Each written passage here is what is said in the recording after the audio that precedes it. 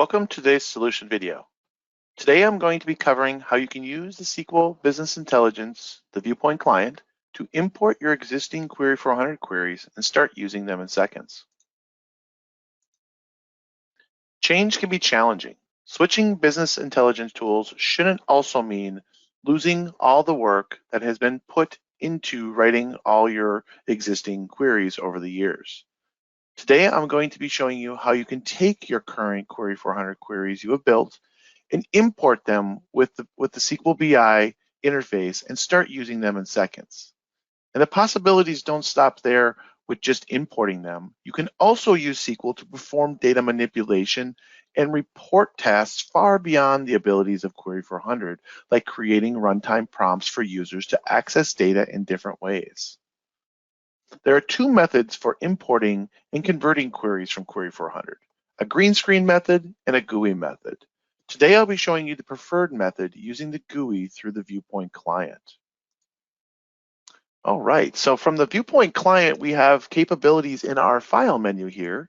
So you can go to the File menu and then click the Import option there, and then there's a Query Definition option here. So you can select that. And what that does is it pulls open a little selection box for you to be able to browse different libraries on your system or systems to be able to import those different queries in. So we have that option here to be able to do that. Mine are in the Query Lib here, and I'm going to select one here. If there was multiple, if I want to take all of these, I could take multiple ones, so I can select different ones if I want to and bring them in as a batch. Today, I'm just going to click the import button here on the one, and you'll see very quickly how it can import this into the Viewpoint Client itself. So it did a conversion on that and brought it in.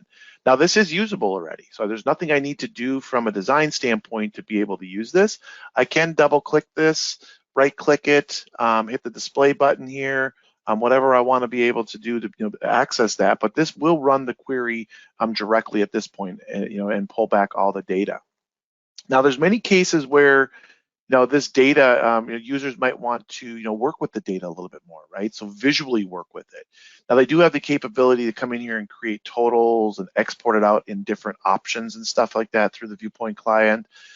They can also, hey, maybe I need to do maybe some nice charts and graphs or something like that, right? So they can come in here and actually highlight data and say, I have a presentation I need to do and I need to create a graph or a chart. So they do have charting capability in here. And different kinds of charting capability, right? So they can come in and say, hey, I need to do a 3D chart or something like that, or I want to do a bar chart or a pie chart kind of a thing. So they do have that charting capability so they can actually get to that. So this is one way that they can access it through the client to be able to work with it. Now this shows all the data, right? It's for all the customers. Now say that the you want to give your users the capability to only select certain customers during this process, right? So there is a way that you can create runtime prompts inside of here.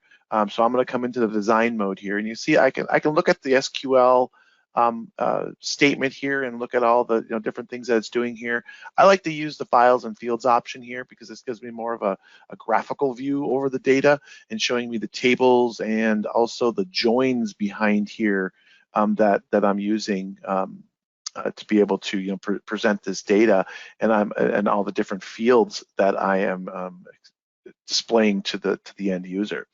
Now in this case here, I want to create that runtime prompt. So I'm going to take this cust number, I'm going to drop it down to my where clause, and I'm going to put just a little statement in here. I'm going to put this in here to basically say that I want to be able to do a runtime prompt on cust num in this case.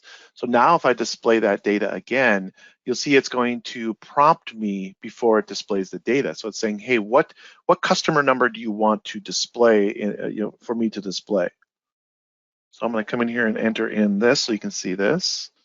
And then I'm going to run that, and it's going to display only customer data for what I have entered in there at that point. So very easy to create these runtime prompts in just seconds to be able to create some of these runtime prompts. Now there are other ways to create runtime prompts in here, and just to show you here too. So display, if I want to display other data, right? I'm going to come in here and display another customer, and show that data as well. So very easy to be able to do that, but there are many different ways to be able to, update this information, do calculations and other things as well through the interface.